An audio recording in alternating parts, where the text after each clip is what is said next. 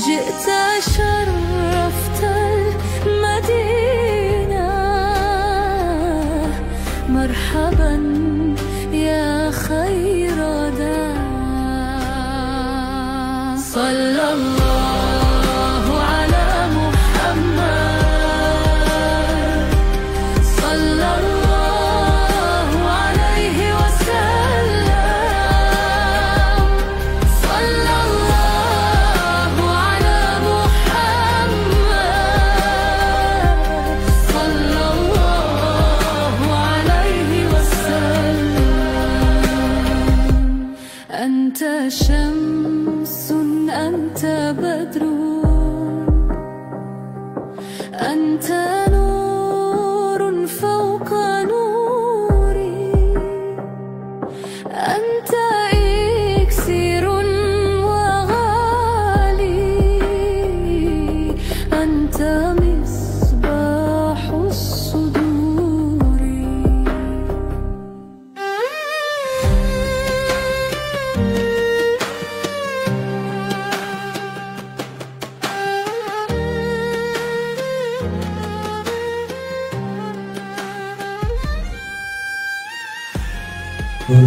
Marilah kita panjatkan kehadiran Allah Subhanahu wa Ta'ala, di mana pada pagi hari ini Allah masih memberikan kita kenikmatan, terutama nikmat kesempatan, nikmat kesehatan, nikmat umur, nikmat iman dan Islam, sehingga kita masih bisa hadir di masjid ini untuk melaksanakan peringatan bulan Maulid Nabi Muhammad SAW. A'udzu billahi minasyaitonir rajim.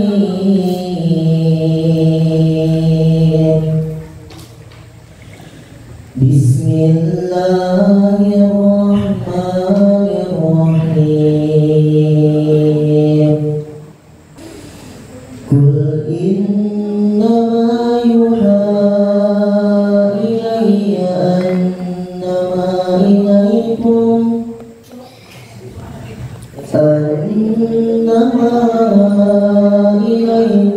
illahu wahidun fahal antum muslimun fa in tawallaw faqul adatukum as-sawa' wa in adri aqibu am ba'idu ma tu'adun innahu ya'lamul jahra minal qawli wa ya'lamu ma taktubun wa in adri la'allahu fitnatun lakum wa mata'un ila hin qala rabbikum bil haqq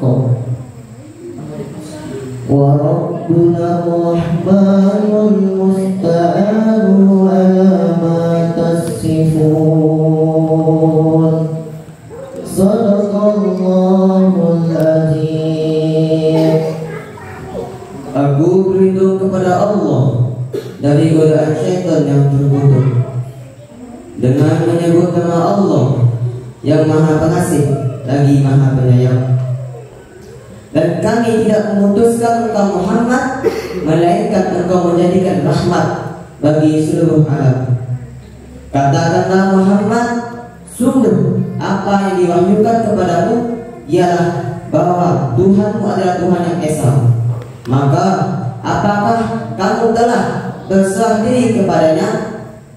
Maka jika mereka berpaling, maka katakanlah Muhammad, aku telah menyampaikan kepadamu ajaran yang sama di antara kita, dan aku tidak tahu apakah yang diancamkan kepadamu itu sudah dekat atau masih jauh.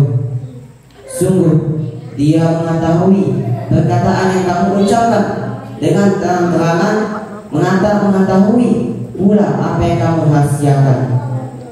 Dan kami tidak tahu, boleh jadi hal itu cobaan bagi kamu disenangkan sampai waktu yang ditentukan. Dia Muhammad berkata, "Ya Tuhanku, berilah keputusan dengan adil. Dan Tuhan kami Maha Pengasih dapat mohon segala pertolongan atas semua yang kamu katakan. Maha benar Allah dengan segala firman-Nya." Shallallahul Azim. Assalamualaikum warahmatullahi wabarakatuh. Pak, misalkan Pak. Alhamdulillah ya dulu sabar. Itu habis semua kayak kita. Bilang dulu sabar, masya Allah. Saya ulangi lagi. Semoga yang menjawab salah, yang punya utang cepat dilunaskan. Amin. Ada utang ini. Masya Allah. Yang punya suami, suaminya makin sayang. Amin. Yang punya istri sama satu aja Pak ya, jangan nambah lagi. Semakin sayang istrinya kepada Bapak. Amin. Anaknya jadi anak soleh solehah. Kehidupannya menjadi kehidupan yang sakinah, mawaddah, warahmah. Amin. Assalamualaikum warahmatullahi wabarakatuh. Waalaikumsalam warahmatullahi wabarakatuh. Bismillahirrahmanirrahim. Alhamdulillahirabbil alamin. Wal 'aqibatu lil muttaqin illa 'alal zalimin.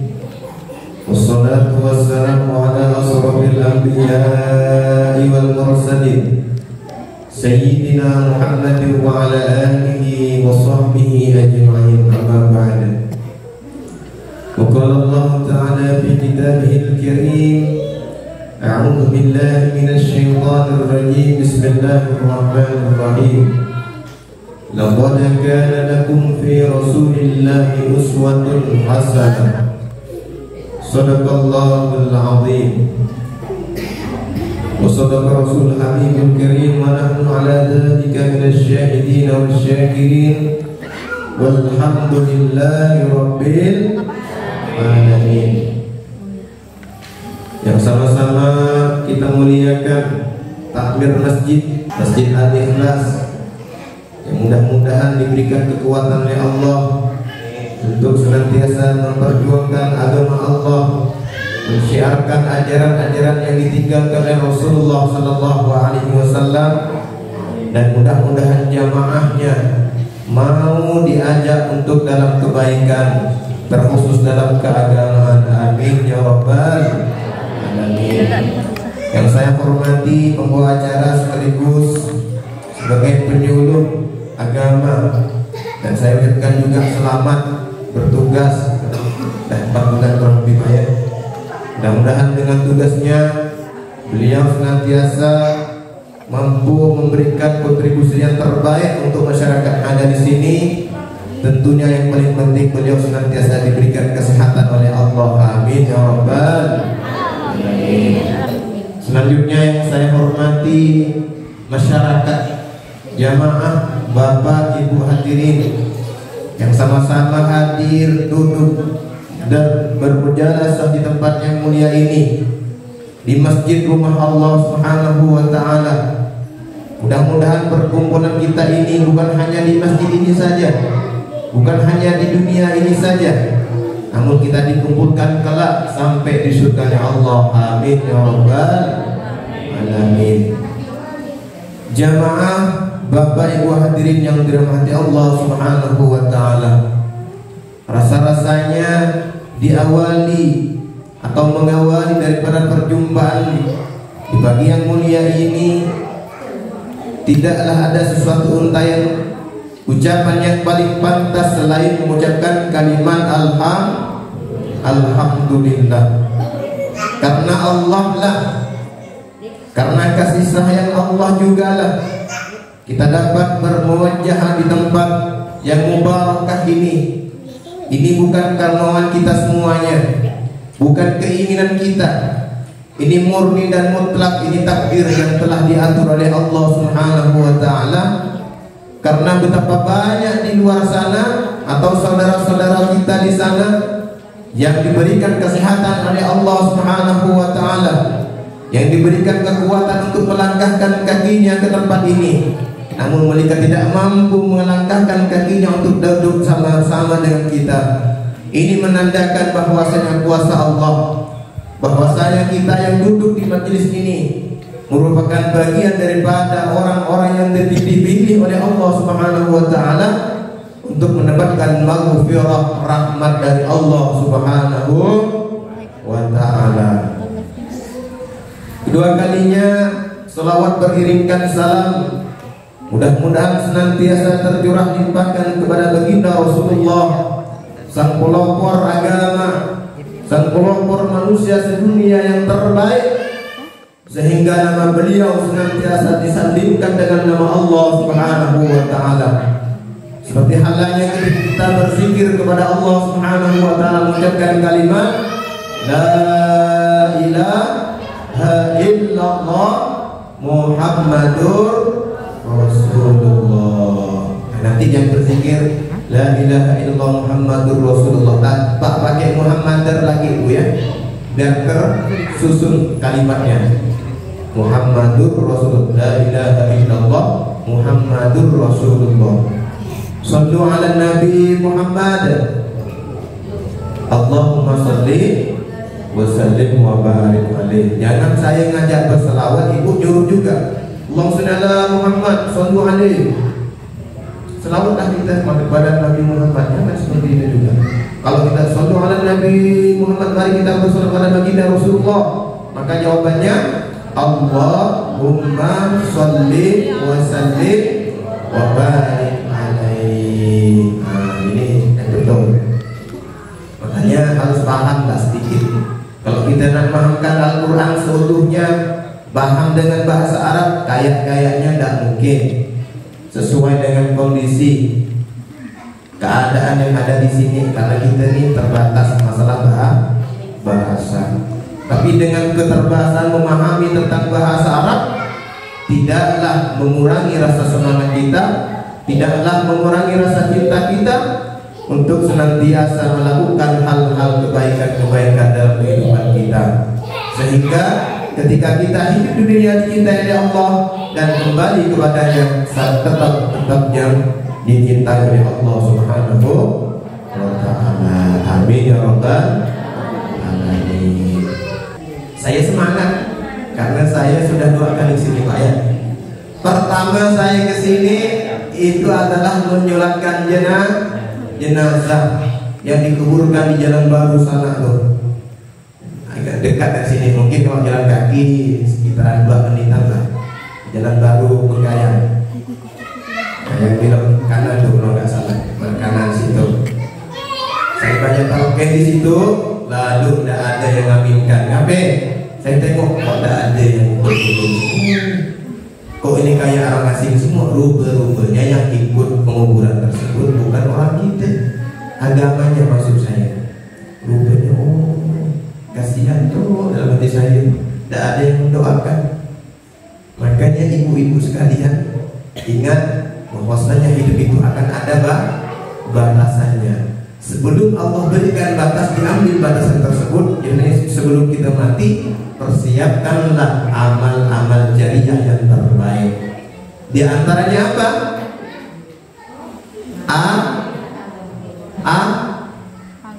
Anak. Punya anak?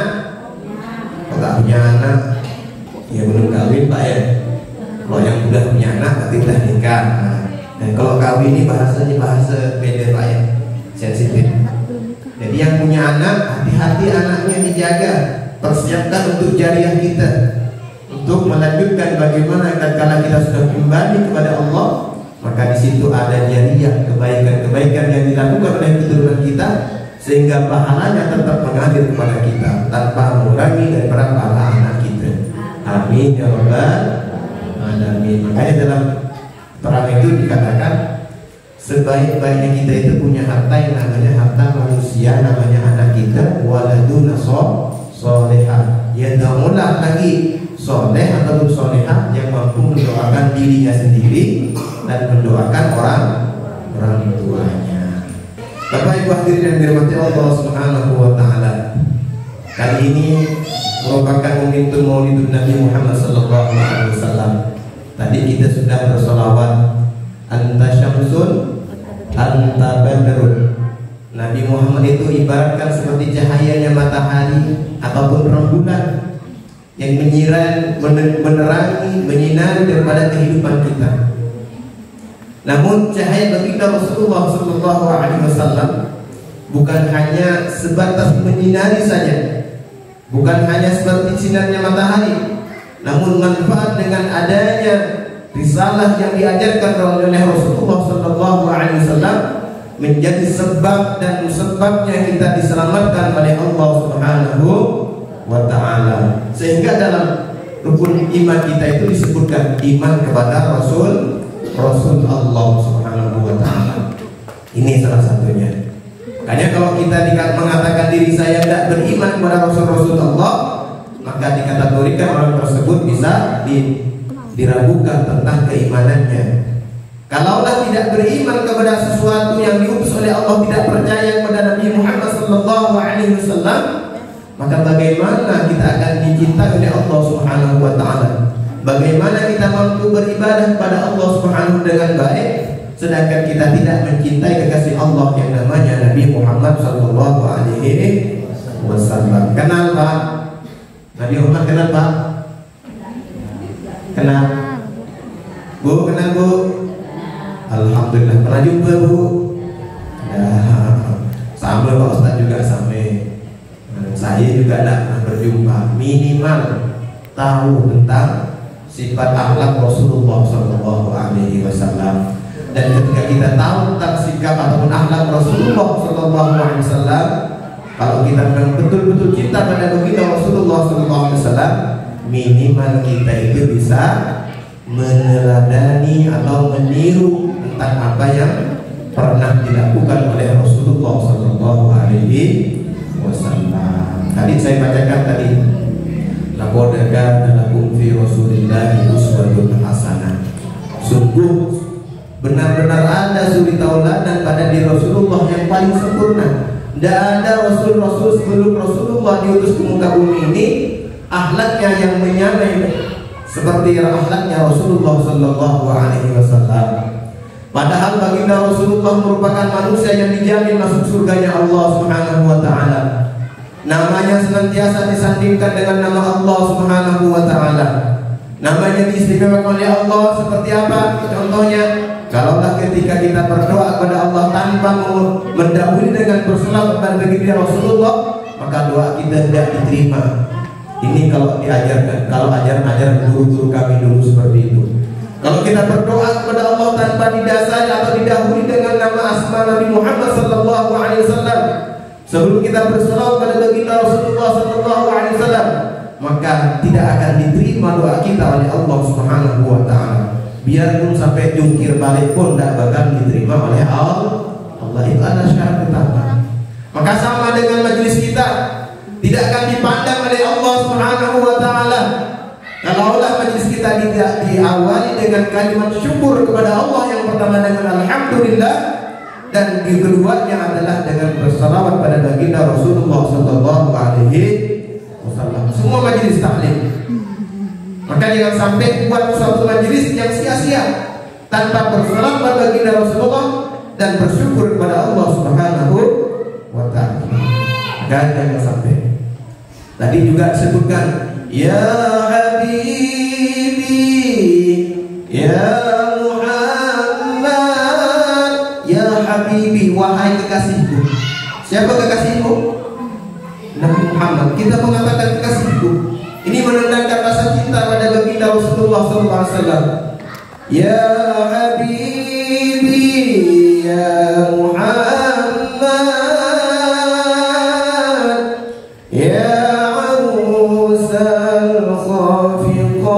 Khafiqaini. Ini senandung selawat yang kita panjatkan, yang kita ucapkan ini bukan hanya sekedar selawat aja. Tapi bagaimana ketika kita bersolat pada baginda Rasulullah SAW, menambah kekhusyuan, menambah kelembutan dalam hati kita, sehingga kita menambah rasa cinta kepada baginda Rasulullah dan mau meneladani tentang akhlak-akhlak Rasulullah SAW. Tatkala pentingnya juga kita mampu melaksanakan yang namanya perintah-perintah seperti perintah wajib ataupun perintah sunnah Rasulullah. Ini yang perlu yang kita pertahankan, yang perlu kita tiru daripada baginda Rasulullah SAW. Seperti perintah yang wajib, sholat 5 waktu aja. Tak usah yang berat-berat. Ibu-ibu mau susu ke gampang, cukup ibu sholat 5 waktu, terus berbakti kepada suaminya, dah cukup. Karena ketika ibu-ibu sekali sudah punya suami, surganya dari awalnya dari telapak kaki ibu, surga yang berada di ibu tadi itu berpindah kepada suaminya. Maka kembali lagi, ridha Allah dulunya itu tergantung kepada orang tuanya. Kalau ketika sudah menikah, maka ridhonya itu kembali kepada suami. Kalau suami ridho, maka Allah juga ridho. Maka ada seketika ada cerita dikisahkan dalam sejarah, ada seorang wanita yang mendengarkan atau diberitahu langsung oleh saudaranya bahwasanya ibunya itu dalam keadaan sakit. Lalu suami tidak ada di rumah. Apa yang dilakukan kira-kira orang yang sini? Kalau masyarakat di sini bu dengar keluarga sakit, lalu di situ tidak ada suami kerja ke Malaysia atau keluar dari rumah ke Pontianak, tidak balik-balik seminggu seandainya. Kira-kira kita dengar dengan apa? Berita yang namanya saudara kita sakit, ibu kita sakit, di mana kira-kira? Langsung atau masih izin dulu? Kebanyakan wanita sekarang tidak seperti itu. Kalau ibu izin dulu, alhamdulillah. Tapi kalau ibu izin tidak diberikan izin oleh suaminya untuk pergi melengok daripada sakitnya ibu kita atau saudara kita, maka jangan sekali-sekali melangkahkan kakinya membangkang daripada larangan tersebut. Karena itu semua tidak akan mendapatkan pahala sedikit pun dari Allah Subhanahu wa Ta'ala. Namun jangan parah juga bapak sekalian, jangan ego. Oh ini sekarang itu kau ada di diriku nih, pelaku ndak, kau daan, tidak akan dapat ridho dari Allah. Kalau bapaknya tidak paham dengan apa arti kemanusiaan, ya egois namanya Pak ya. Jangan sampai egois kita nih. Kalau kita egois ini namanya tidak memberikan kasih sayang pada sesama kita, dengan istri kita dan keluarga istri kita. Kalau keluarga istri kita sakit, maka keluarga istri kita juga keluarga kita. Keluarga bapak yang sakit, maka keluarga bapak yang sakit itu juga sama keluarga istri bapak juga. Paham bu? Kalau ibu mau pergi tidak ada bapak, jangan pergi, karena itu dilarang dalam syariat agama. Kalau bapaknya tidak kasih izin, jangan pergi. Biarpun nak nangis-nangis. Saya tidak ada suami lagi, kalau tidak saya ceritakan lagi kalau tidak ada suami. Santai-santai aja. Bapak Ibu hadirin dari Allah Subhanahu wa Ta'ala. Nah tadinya keduanya tadi anak, keduanya yang tadi, ketiganya bagaimana kita taat pada Rasulullah. Sebagai rasa cinta kepada Rasulullah diungkapkanlah dengan senantiasa bersolawat pada baginda Rasulullah Sallallahu Alaihi Wasallam. Kita banyak selawat, pendek pun silahkan, karena salah satu ibadah amalan yang paling tidak ada penghalangnya, yang paling dijamin akan diterima langsung oleh Allah Subhanahu wa Ta'ala, tidak lain tidak bukan hanya bersolawat.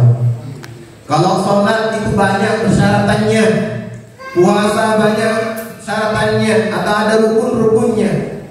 Kalau kita nak berbakti kepada suami, mungkin ada kejengkelan hati masih ada dalam hati kita. Nak baik-baik dengan tetangga, biasa tetangga kita jahat dengan kita, masih ada jengkel dalam hati kita. Nak baik tapi tidak ikhlas juga sama, tidak dapat apa-apa. Maka tatkala kita semuanya menginginkan pahala yang instan langsung diterima oleh Allah Subhanahu wa Ta'ala, maka sering-seringlah bersolawat pada baginda Rasulullah Sallallahu Alaihi Wasallam. Tadi juga sini dibacakan ayat juga Pak. bahwasanya kelahiran Rasulullah ini bukan hanya sekedar lahir saja. Kalau kita baca sejarah itu bahwasanya ketika Rasulullah dilahirkan ke muka bumi ini, di situ ketika dilahirkan Rasulullah, di mana Pak dilahirkannya Pak? Di mana? Bu, di mana Bu? Di Mekah. Di mana Mekah Bu? Ada yang pernah haji? Belum pernah haji. Belum. Yang pernah haji alhamdulillah. Pernah ziarah ke makam Rasulullah? Belum. Pernah haji Bu? Ada yang umroh? Yang belum umroh, belum haji, mudah-mudahan diberikan kesempatan pergi ke sana. Amin ya rabbal alamin. Tapi nabung. Saya Pak Ustaz kepingin sekali. Nah kemana? Nak pergi ke Baitullah. Nak ngapain? Nak umroh, nak haji. Tapi tak pernah nabung. Macam mana nak pergi ke sana? Syukur-syukurlah bisa mimpi Pak ya. Amin ya rabbal alamin. Mudah-mudahan kita semuanya mampu bermimpi dan bertemu dengan Rasulullah. Amin ya rabbal alamin. Jadi Rasulullah ini ketika dilahirkan di Mekah Al-Mukarramah yang sekarang itu dikenal dengan tanah haram, maka bumi-bumi yang gersang, tumbuh-tumbuhan yang tidak berbuah, bahkan tidak ada daunnya, itu ketika selesai atau terlahirlah Rasulullah, itu semuanya hidup, subur, semuanya berbuah. Yang awalnya tidak berbuah, yang tidak berdaun, yang tidak berbunga. Bahagia dengan kelahiran Rasulullah Sallallahu Alaihi Wasallam. Bahkan dikisahkan juga Abu Lahab pun ini mendapatkan keringanan dari Allah. Abu Lahab tahu Bu? Sampai diabadikan dalam surat Al-Quran yang namanya surah Al-Lahab. Apa semua? Sama-sama. Bismillahirrahmanirrahim. Tabbat yada Abi Lahab wa tabb. Mutabbur. Tahan dulu Bu ya. Tahan Pak Ustaz, tahan. Mungkin Pak Ustaz nih, tahan dulu Pak Ustaz. Jadi kalau bacaan Lahab itu jangan sampai salah Pak. Ini terkhusus imam-imam. Jangan baca surah yang panjang-panjang lah. Pendek-pendek tapi betul. Tabbat yada Abi Lahab wa tabb. Baca hati yang terkuat. Saya dulu dapat sholat tarawih berjamaah. Saya pulang kuliah karena saya khawatir tidak kekejar untuk sholat berjamaah tarawih bersama-sama di tempat saya, maka saya singgah dalam satu majelisnya kurang lebih seperti ini Pak, masjidnya Pak, besarnya kurang lebih. Imamnya itu kurang lebih kayak kecepatan Valentino Rossi, tahu Bu? Cepat sekali. Bismillah-Fatihahnya satu nafas. Kenalah dengan surah Allah tadi. Dibaca gimana Bu? Tabbat yada Abi Lahab wa tabb. Sampai di akhir saya selama dadalah umratun hamalatal hatab fi jidha hablum min masad. Katanya Bu. Betul tak begitu Bu? Salah. Saking cepatnya Pak. Di sini siapa yang takbir masjid? Saya tidak kenal. Bapak. Sampai itu bacaannya Bu. Karena kenapa kok gitu? Saking cepatnya, keduanya tidak belajar. Oh malas Pak Ustaz, malu nak belajar. Ngapain? Karena umur saya udah 40. Sedangkan Ustaznya masih umur 15 tahun kayak saya. Allah. Malu untuk belajar itu salah. Saya nih Bu, kalau dipanggil bapak-bapak sekalian di Masjid Agung sana Bu, Ustaz saya mau belajar Quran. Saya jangankan siang Bu, jam 1 malam pun saya mau ngajarin. Kenapa? Pahalanya luar biasa. Kenapa? Ketika kita duduk dalam majelis ilmu, belajar seperti ini, berbuat saja, itu dapat menghapus dan nyaman dosa-dosa kita, mendapatkan maghfirah dari Allah Subhanahu wa taala. Ini salah satu manfaatnya kita hadir dalam satu majelis. Maka kalau kita baca surah Al tadi, baca betul-betul, paham-pahamlah sedikit-sedikit lah tentang bagaimana baca Quran dengan baik. Tabbat yada Abi Lahab wa tabb. Ada jaraknya. Wa tabb. Nah itu Bu ya. Ma aghna anhu maluhu wa ma kasab sayasla naran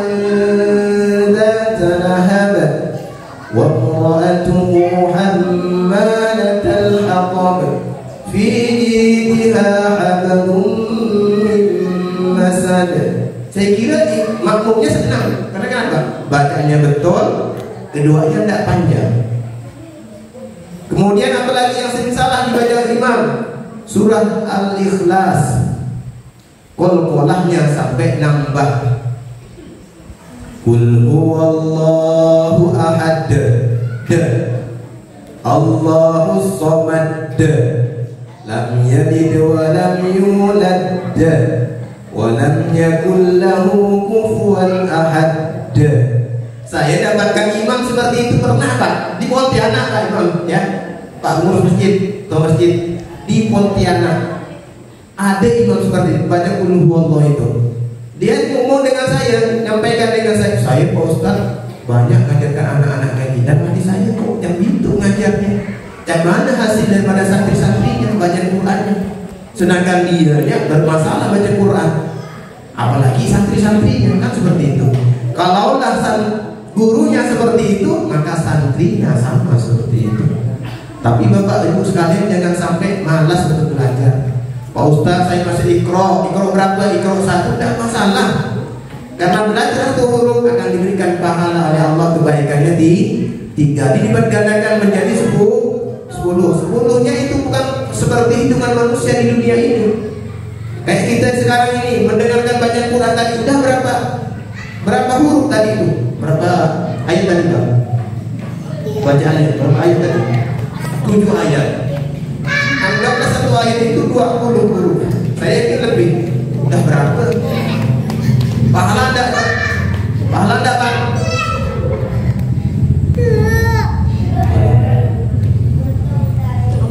Masya Allah. Udah jadi anak soleh nanti. Ini anak pendakwah juga Pak. Niatkan Bu, kalau nyampin anak ini suapinnya bismillahirrahmanirrahim, mudah-mudahan jadi anak soleh. Kasih. Jadi anak hafiz Quran. Kasih. Apalagi jadi anak kaya. Kasih. Jadi anak yang beruntung. Kasih. Itu Bu. Jangan kasih ya tanpa doa. Kalau ibu marah dengan anaknya, marah dengan ucapan yang baik-baik, biar ibu sakit hati. Kau pergi dari sini, mudah-mudahan kau pergi dari sini jadi orang yang baik, yang soleh. Pergi, gitu Bu.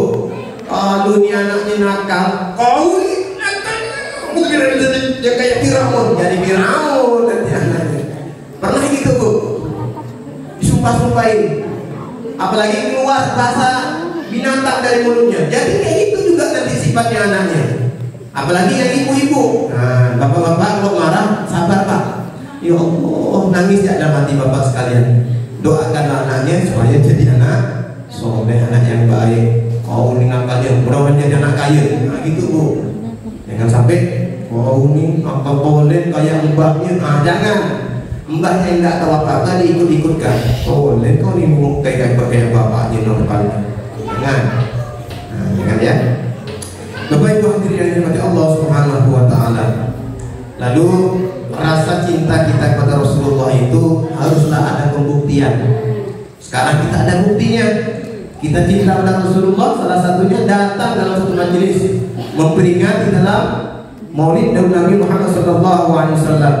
Memperingati Maulid Nabi Muhammad sallallahu alaihi wasallam, meluangkan waktu, meluangkan harta, meluangkan tenaganya untuk sama-sama hadir di tempat ini, sama-sama menunggu, menanti akan bermulanya atau mulainya acara. Itu juga akan senantiasa dihitung oleh Allah sebagai pahala.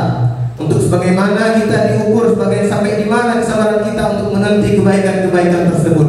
Sehingga ketika mendengarkan yang namanya tausiah, dapatlah sedikit ilmu yang mampu diamalkan dalam kehidupan sehari-hari, mampu diterapkan dalam kehidupan sehari-hari, sehingga kita semakin cinta pada baginda Rasulullah Sallallahu Alaihi Wasallam. Ini salah satunya memperingati Rasulullah.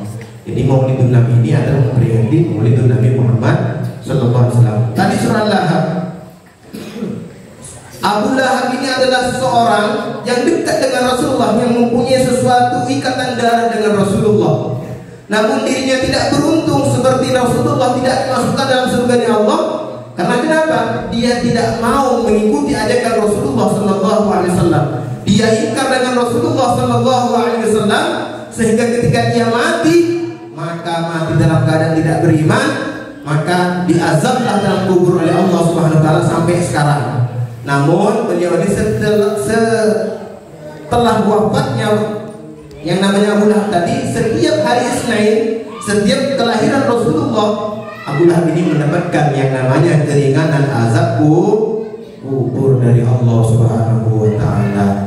Jadi mustahil kalau kita yang beragama Islam, yang mengatakan cinta, beriman kepada Rasul Allah, termasuklah dengan Nabi Muhammad, memperingati pada hari ini sekarang ini, mustahil ketika kita kembali pada Allah tidak dimasukkan dalam surganya Allah Subhanahu wa taala. Orang yang tidak beriman saja masih diberikan keringanan dalam siksanya, apalagi yang beriman kepada Allah Subhanahu wa taala. Makanya yang sudah diberikan sesuatu nikmat oleh Allah, Islam dan iman, beriman kepada Allah, yakin kepada Allah dan Rasulnya, jangan sampai terlepaskan seperti baju yang ketika sudah lapuk dibuang begitu saja. Jangan seperti itu dalam beragama. Maka beragama itu untuk semakin kuat dan semakin kuat, maka haruslah didasari dengan ilmu pengetahuan, digadilah ilmu pengetahuan. Dengan cara itulah akan memperkuat keimanan sambil meminta hidayah kepada Allah Subhanahu wa taala. Karena ibu sekalian, bapak, yang namanya Islam dan iman kita ini tidak tahu sampai kapan kita ini. Sekarang baik, mungkin besok bisa murtad kita. Karena apa? Tidak ada jaminan untuk kita untuk istiqomah, untuk memeluk agama Islam. Tidak ada jaminan untuk takwa kepada Allah Subhanahu wa taala kalaulah Allah sudah berkehendak yang baik. Sehingga dalam Al-Qur'an disebutkan, kalaulah aku menutup suatu hati hamba, seseorang yang aku tutup mata hatinya, maka siapapun tidak akan pernah memberikan hidayah, tidak akan pernah mampu diberikan pertolongan oleh siapapun melainkan aku, kata Allah Subhanahu wa taala. Maka ini berhati-hati. Maka Islam, iman yang kita miliki sekarang ini harus dijaga. Hati kita juga harus dijaga. Harus senantiasa berprasangka yang baik-baik kepada Allah. Harus banyak bersyukur kepada Allah. Karena pada detik ini, hari ini, Allah masih memberikan nikmat yang sangat luar biasa. Sehingga nanti setiap yang namanya beriman pada Rasulullah, setiap hambanya Allah yang namanya umat Rasulullah, pasti akan masuk dalam surganya Allah Subhanahu wa ta'ala. Syukur-syukur masuk dalam surganya Allah tanpa hisab. Kalau masih dihisab yang mana Pak Ustaz? Ya nunggulah di neraka dulu. Karena ada nanti penduduk di surga itu, ada dahinya yang tertanda api neraka. Karena apa? Karena dia sebelum masuk surga masih disiksa dulu. Dari apa? Dari dosa-dosa yang pernah dia lakukan. Kalau yang ada yang mualaf, Bu, berapa tahun mualafnya? Kalau udah bertahun bukan mualaf lagi, Bu. Mualaf itu ada kisaran waktunya. Kalau udah 2 tahun, 4 tahun, dari mana? Dari usia berapa mualafnya? Saya tuh udah punya anak 17. Udah mualaf Pak Ustaz.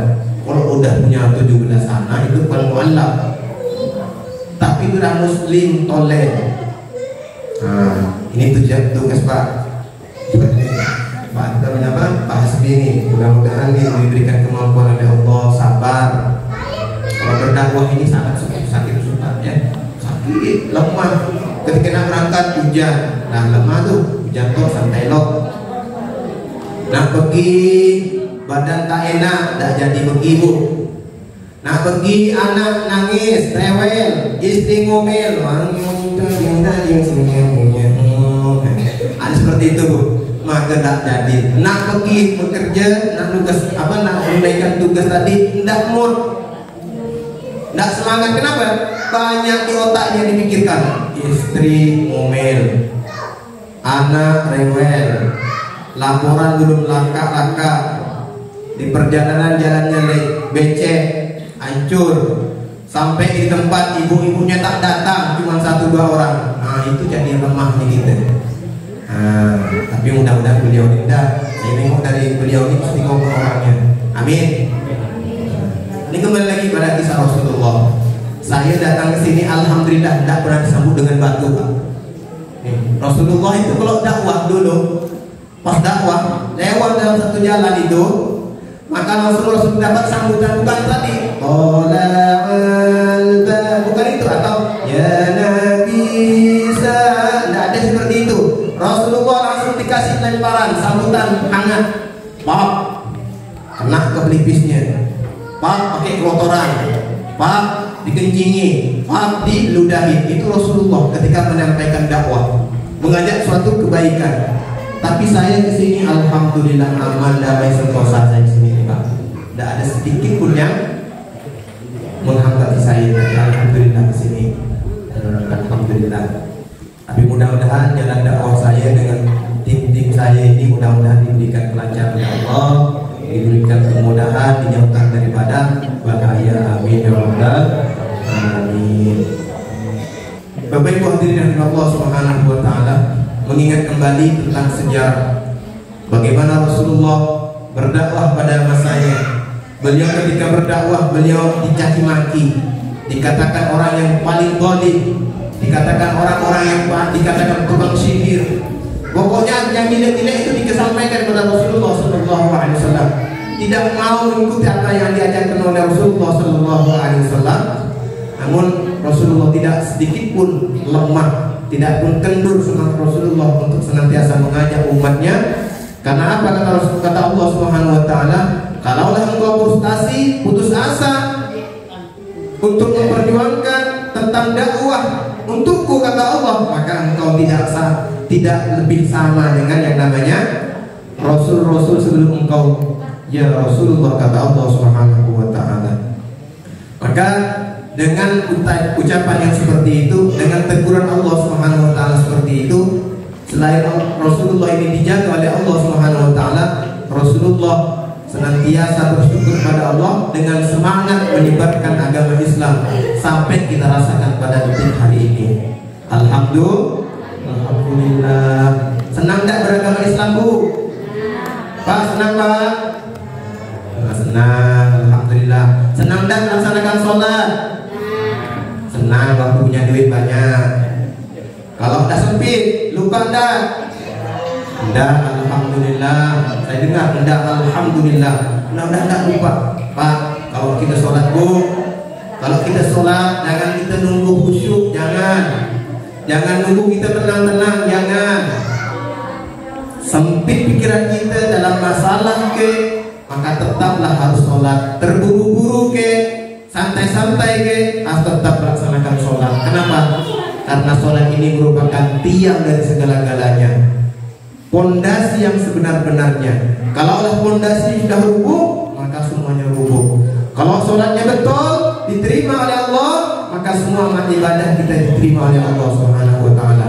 Kalau sholatnya rusak, tak diterima, tak sesuai dengan tuntunan Rasulullah, maka jangan harap apa yang kita lakukan selain sholat, sedekah, puasa, nolong orang, jangan kita mengharap diterima oleh Allah Subhanahu Wa Taala. Maka dalam hadis itu dikatakan, kalaulah sholatmu rusak, maka rusak semuanya. Kalaulah sholatmu baik, baik semuanya. Ini penentuan. Makanya kalau Bapak Ibu sekalian punya anak, ketika selesai sholat jangan assalamualaikum langsung bubar, jangan. Minimal berdoa, istighfar sebentar, sholawat sebentar, langsung. Malas Pak Ustaz, nah subhanallah, alhamdulillah, Allahu akbar. Malas Pak Ustaz, zikir bersama Pak. Pak Laga Masjid, zikir bersama sih Pak. Hah? Zikir bersama. Zikir bersama tidak jadi masalah. Ya, saya tidak nganjurkan ini, Pak. Sini zikir bersama ya. Kalau tak ada awas. Ada. Nak zikir bersama, nak zikir masing-masing, nak sir, nak jahar, silahkan. Pilih semuanya itu ada dalilnya. Tidak jadi masalah. Nak doa sendiri pun, nak doa sama-sama, terserah ibu sekalian, tidak masalah. Yang masalah ini yang tidak mau berdoa, tidak mau berzikir kepada Allah. Kita ajak ya, nak pergi tempat Pak Asbi nih, Pak Asbi mudah-mudahan jadi orang kaya. Amin. Pak Asbi jadi orang kaya, lalu saya butuh duit, nak bertamu, nak minjam duit tempat Pak Asbi. Tetap awal-awalnya saya mengucapkan assalamualaikum. Lalu ngapain lagi? Nanya kabar Pak Asbi sehat. Mudah-mudahan, ya sampai mulai saya nih. Mudah-mudahan Pak Asbi gini.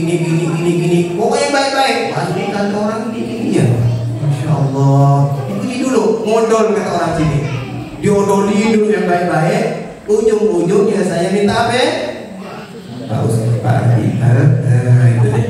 Gak bisa toh, kalau nggak saya lagi butuh uang, butuh pinjaman. Insya Allah toh kalau dikasih, insya Allah saya bayarnya 1 minggu depan udah saya bayar. Dikasih tak kira-kira? Insya Allah dikasih. Kalau datang langsung gini, Mas B, kalau dikasih, langsung saya ngancamnya, langsung saya bentak-bentaknya. Saya tidak bakal dikasih. Kalau kita minta doa kepada Allah, tidak dulu dengan yang namanya beristighfar kepada Allah, mengakui bahwasanya kita ini orang yang penuh dengan dosa, penuh dengan sesuatu yang namanya kemaksiatan kepada Allah. Kita senantiasa melanggar perintah-perintah Allah. Kita beristighfar dan minta maaf kepada Allah, ampunan kepada Allah. Rabbana zalamna anfusana wa in lam taghfir lana wa tarhamna lanakunanna minal khasirin. Doa siapa Bu? Nabi Adam. Nabi Adam. Siapa Nabi Adam? Nabi pertama. Nabi Adam saja ketika berdoa kepada Allah, minta doa, minta ampun kepada Allah dengan kezaliman 1 kali kesalahannya saja, gara-gara makan buah kuldi.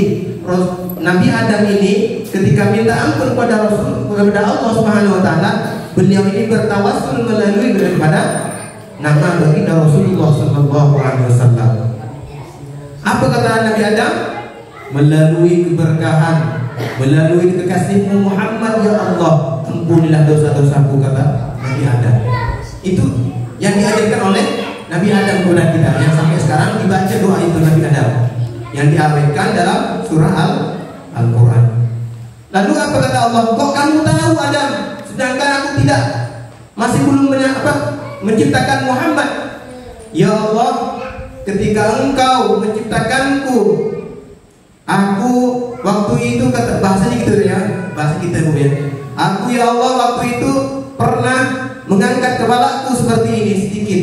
Lalu di situ aku melihat namamu dengan Muhammad, sang kekasihmu ya Allah. Maka apa kata Allah? Maka akan kuampuni dosa-dosamu, kata Allah Subhanahu wa taala. Nabi Adam salahnya 1 kali Bu. Kita berapa kali Pak? Berkali-kali. Kadang-kadang kita tahu toh nggak boleh diminum ya. Dah tahu kita dosa tapi masih diminumnya. Nggak boleh. Kenapa nggak boleh? Karena kita curi, ambil air kemasan di toko, tidak bayar. Itu haram hukumnya kalau saya curi, minum tanpa memberitahu, tanpa ijab utang atau gimana, haram hukumnya. Lalu kita mencurinya, ambil lagi, minum lagi. Perkara yang halal menjadi haram karena apa? Tindakan kita yang dilarang oleh syariat Islam. Ini kadang-kadang seperti itu Pak. Udah tahu itu haram masih kita lakukan. Ini manusia. Nah, betul sekali, kalau kita melakukan perkara dosa itu berkali-kali. Mungkin sehari ini saya tadi tengah jalan sudah melakukan perkara dosa Pak. Sampai Pak Ustaz, selalu kami peserta rombongan lewat pakai mobil, di situ ada pajangan tontonan yang gratis. Apa? Paha lewat berjalan, tengok, waduh, bagus lalu pahanya dalam hati saya kan. Tidak ditengok barang bagus, ditengoknya dosa. Yang mana lah Bu? Lewat depan kita lagi, kita tetap kita tengok. Kalau kita pinjam mantan, tabrak, jatuh mungkin, kecelakaan semua, kita tak sampai ke sini nih. Tapi mudah-mudahan apa yang kita lakukan, perkara dosa apapun, yang kecil apapun yang dosa besar, melalui majelis ini Allah berikan ampunan kepada kita sekalian. Amin ya rabbal alamin. Bapak Ibu hadirin dari Allah Subhanahu wa taala, terakhir mari kita senantiasa memperbaharui keimanan kita, menambah ketakwaan kita kepada Allah Subhanahu wa taala, menambah rasa takut kepada Allah Subhanahu wa taala dimanapun kita berada. Ittaqillah haitsu ma kunta, bertakwalah kepada Allah dimanapun engkau ataupun kalian berada, karena sejatinya Allah Subhanahu wa taala lebih dekat daripada orang leher kita ini Bu. Kalau ditanya Allah di mana, Allah itu lebih dekat daripada urat nadi atau urat leher yang ada di sini ini. Maka tatkala kita hendak akan melakukan perkara yang dilarang oleh Allah Subhanahu wa taala, maka ingat Allah melihat kita. Allah senantiasa dekat dengan kita. Maka sesungguhnya Allah itu innallaha yuhibbul muhsinin. Allah itu sangat mencintai orang-orang yang melakukan kebaikan. Dan Allah juga memberikan suatu peluang kepada hamba-hambanya yang punya besar atau punya dosa yang sangat luar biasa. Punya dosa besar, Allah senantiasa Allah bentangkan pintu rahmatnya. Maka jangan sampai kita mengatakan, oh saya terlanjur jadi maling, saya terlanjur menjadi orang pendosa yang sangat besar, mana mungkin Allah memaafkan saya. Tidak seperti itu. Allah maha pengasih, maha penyayang, maha pengampun. Ampun Allah lebih luas daripada hamparan muka bumi ini. Maka jangan sampai putus asa untuk senantiasa minta ampun dengan Allah dan berdoa kepada Allah agar diberikan suatu takdir hidup dalam dunia dan akhirat, diberikan kehidupan yang bahagia, dimasukkan dalam surganya Allah Subhanahu wa taala. Amin ya rabbal alamin. Yang keduanya adalah jangan sampai kita lupa bersalawat pada baginda Rasulullah SAW. Bersalawat banyak faedahnya. Satu, akan mendatangkan ketenangan, kedamaian dalam kehidupan kita. Hati yang rusuh, hati yang gelisah akan menjadi tenang. Kalau Allah sempit rezekinya, baca selawat banyak-banyak, istiqomah. Seandainya sekarang satu hari, satu malam Bapak Ibu sekarang mampu membaca selawat 100 kali, rutinkan 100 kali, dan mampu 10 kali. Saya yakin Bapak Ibu sekalian akan digampangkan, dimudahkan jalan rezekinya oleh Allah Subhanahu wa taala. Karena kenapa saya berani mengucapkan seperti itu? Saya sudah menerapkan dalam kehidupan saya. Saya hanya baca 10 kali ya Bu, setiap selesai sholat subuh. Salawatnya gimana Pak Ustaz? Bebas terserah Ibu. Sallallahu ala Muhammad, Allahumma sholli ala Muhammad, terserah. Selawatnya pendek sama. Kalau yang saya punya, Allahumma sholli wa sallim ala sayyidina Muhammad wa ala alihi wa sallim, itu dibaca 10 kali.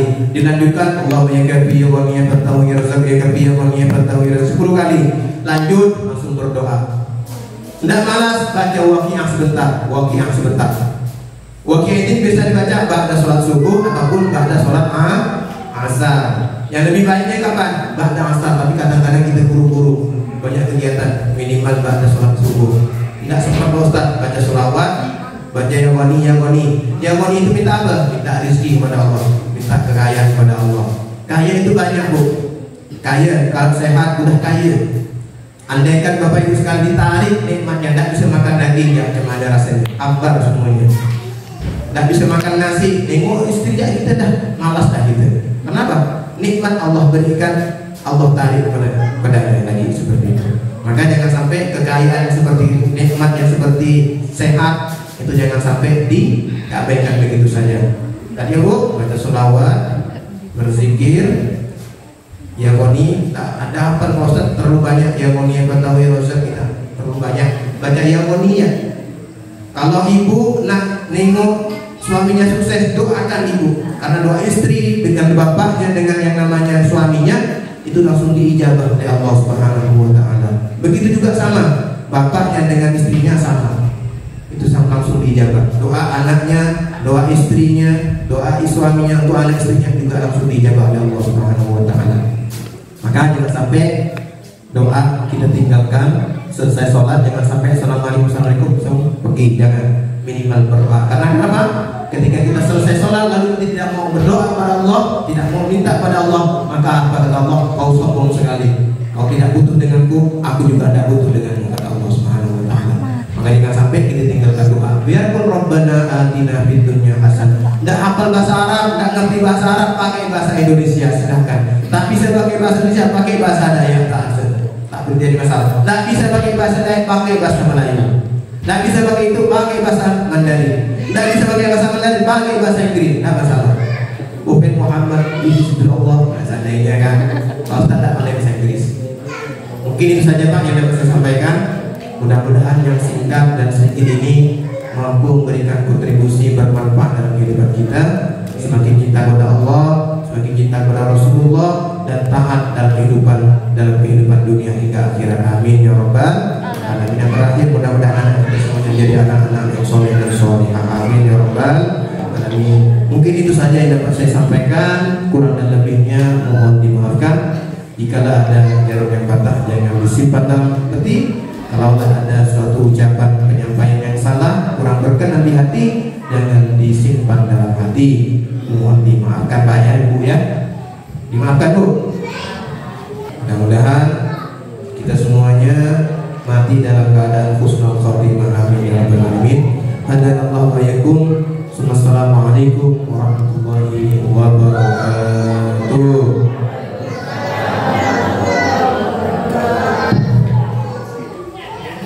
Ya, itulah tadi ceramah dari Ustadz kita ya. Mudah-mudahan ilmu yang beliau sampaikan itu bisa kita terapkan dalam kehidupan kita sehari-hari. Untuk selanjutnya mungkin ada penyampaian dari Pak Ibas Muhammad pada Bapak kami, silakan. Assalamualaikum warahmatullahi wabarakatuh. Baru jam 10 udah lemas gimana? Alhamdulillah kita bersyukur karena Allah Subhanahu wa taala atas izin Allah mengizinkan kita pagi ini menjelang siang silaturahmi di masjid kita ini, masjid yang kita banggakan, yang kita perjuangkan bersama pembangunannya. Semoga juga kita selalu berjuang bersama di sini untuk memakmurkannya. Ya, jangan sudah diperjuangkan bangunnya, harus diperjuangkan untuk mengisi. Yang saya berarti Ustadz Helmi Yahya ya. Beliau ini kami hanya lewat WA saja, akhirnya sampai di sini.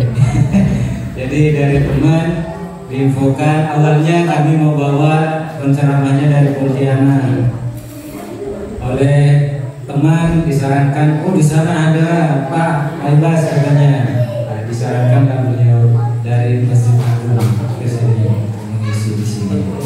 Alhamdulillah tadinya juga kami ingin membawa serta dai yang berencana mungkin di sini, tapi sampai minggu ini belum tiba ke Pontianak dari pesantrennya di Jawa.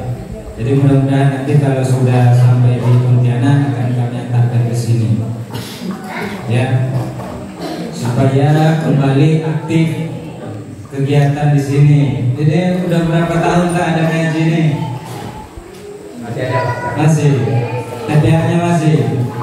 Alhamdulillah. Ibu-ibunya masih ngaji? Bapak-bapaknya juga? Alhamdulillah. Jadi kita jangan melupakan sejarah kita berjuang bersama di sini. Ya, itu harus terus menjadi semangat kita untuk menguatkan langkah kaki kita untuk datang ke masjid yang kita cintai ini, yang kita perjuangkan bersama ini. Maka kita juga harus perjuangkan bersama untuk terus memakmurkannya. Dulu kita di samping sini pakai tenda darurat, rame pula yang datang belajar ngaji sama sholatnya. Apa setelah masjid kita besar lalu kosong? Nah, ini kita mesti kembali sebagaimana nasihat-nasihat Ustaz tadi. Wujud cinta kita kepada Allah dan Rasulullah itu, ya, salah satu datang ke masjid, makmurkan masjid, ngaji di masjid, ya. Jadi saya tidak banyak yang ingin saya sampaikan. Saya berterima kasih dan bersyukur juga kepada Allah hari ini mengizinkan sampai lagi ke sini setelah beberapa tahun ya. Ada setahun lebih kali ya. Kurang lebih 2 tahun tidak ke sini. Alhamdulillah. Nengok ibu-ibu, bapak-bapak di sini sehat-sehat. Alhamdulillah. Kakek mana kakek? Ada, masih saya kakek ya. Alhamdulillah. Dan saya juga bersyukur dari tempat ini sebenarnya sudah ada beberapa anak yang mondok. Alhamdulillah masih di pondok. Sudah selesai. Masih di sana. Ya. dan dimotivasi adik-adik yang lain untuk termotivasi ke pondok pesantren. Mau berangkat ke Jawa? Saya berangkatkan. Benar. Kalau mau mondok ke Jawa, saya berangkatkan, kami biayai penuh. Ya. Jadi pulangnya nanti ke sini jadi ustadz di sini gitu maksudnya. Karena di sekarang itu yang di Jawa itu yang santri binaan kita tuh yang mualaf itu ada 2 orang, satu laki-laki satu perempuan di Cirebon. Yang dulu ustadznya dari pondok itu pernah di sini. Ustadz Tuhan sama Saja Mori.